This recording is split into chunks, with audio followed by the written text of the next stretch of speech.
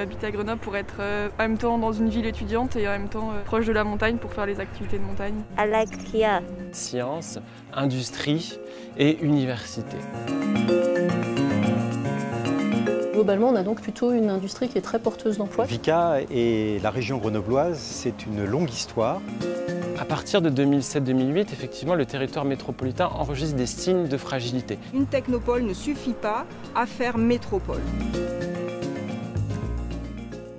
Sur la métropole grenobloise, c'est qu'on a 49 communes, 4 territoires, et des territoires à la fois de plaine et de montagne. Et pour moi, la notion de territoire est très élastique.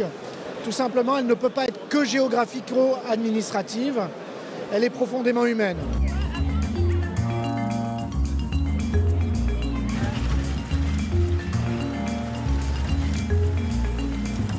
Ne voient pas la campagne de la même façon que nous.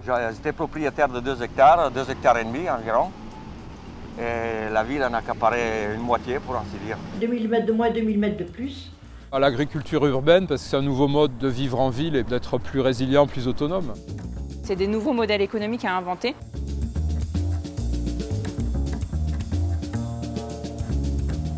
Les géographies du territoire avaient été quelque peu oubliées. La plaine, qui s'est progressivement urbanisée, le réseau hydrographique, l'eau et également la pente.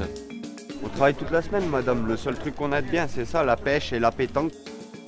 Essayer de faire des entretiens au niveau des rivières, quoi. Le projet des ingénieurs est à la fois un projet contre la rivière. On va l'enfermer dans ses murailles. C'est inhérent à ce territoire et on ne fera pas qu'il n'y ait plus de risques.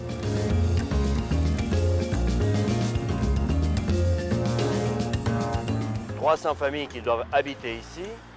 Nous sommes donc tenus de faire des maisons qui soient agréables, qui puissent leur permettre d'être heureux. » Des nécessités d'habitat qui sont de plus en plus importantes, surtout avec les familles recomposées. C'est un quartier politique de la ville où il y a une certaine violence. On a été comparé un peu à Marseille ou Chicago en France.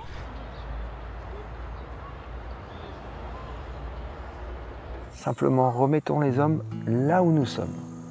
Un dans la chaîne du vivant. Dans l'imaginaire, on dit ça c'est grand comme une montagne, où il a une montagne d'informations.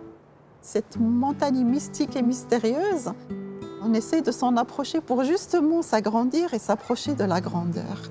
Et nous, côté montagnard, on a quand même des particularités qu'on ne retrouve pas en ville. Il ne faut pas que l'on ressemble à la banlieue de Grenoble, quoi. C'est ça qui est important. Le loisir de la montagne, il est réservé à une certaine catégorie, on va dire. Ils quittent un à un le pays pour s'en aller gagner leur vie. À Grenoble, on est entouré de montagnes. Je suis à l'étranger, mais je me sens chez moi. Je dois d'avoir quelque chose à faire et surtout travailler aussi, quoi. Donc comment finalement retisser des liens? Ça s'empire de plus en plus.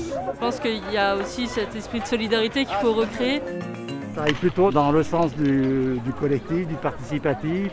Les acteurs qui se saisissent de ce sujet aujourd'hui, qui s'inscrivent dans l'économie sociale et solidaire, c'est des acteurs qui justement ont cette capacité d'innovation. Le récit, la culture commune est essentielle. On a besoin certes d'attirer, mais aussi de retenir, d'accueillir, de prendre soin des métropolitains, quels qu'ils soient. Cette volonté-là, cette volonté politique, cette volonté humaniste, qu'est-ce qu'elle est belle et qu'est-ce qu'elle nous renvoie, qu'est-ce que nous pourrions faire aujourd'hui avec un tel élan.